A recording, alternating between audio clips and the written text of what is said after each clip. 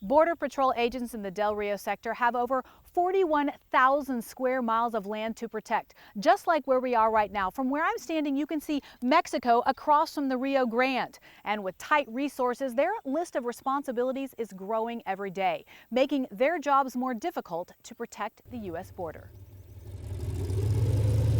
From the time I joined to now, it's apples and oranges. It's a completely different world.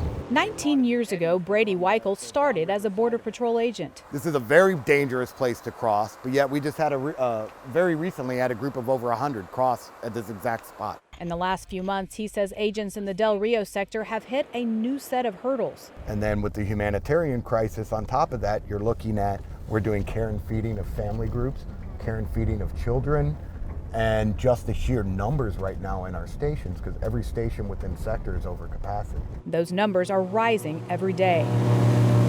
So since October, we've caught over 28,000 people from countries other than Mexico, from 44 different countries, from all over the world. In total, 36,000 arrests since October.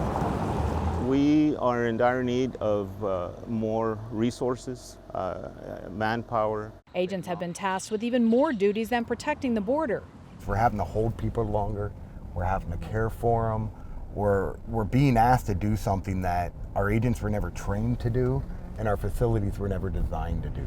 And all these extra duties come at a cost. So we're so far beyond what we were built to be capable of, that's really where this humanitarian crisis comes from. With the increased number of family groups and aliens from countries other than Mexico, it really stretches our workforce thin. And that's when the technology and the infrastructure come into play. Because of the current situation, we've been running this marathon at a sprint pace. We can't have agents everywhere at all times. And thanks to some advances in technology, agents can do more with less. This technology is what gives us that leg up, essentially. What you're looking at here it's our QRV, Quick Reaction Vehicle. What happens next is going to give us an actual GPS coordinate. But there's still one caveat. That's why I say it's not an end-all be-all. We still need agents on the ground to go in, either have an enforcement action or a search and rescue event. They have to be there. The most dangerous job in the Border Patrol is that Border Patrol agent on the ground. Again, he doesn't know what he's getting into. Situations can change very rapidly. And those agents on the ground are essential to protecting our borders. But we still need the manpower, the boots on the ground, to go out there and apprehend these folks that we're detecting with that technology. And with every day comes a new challenge, from fixing roads to overcrowded processing centers.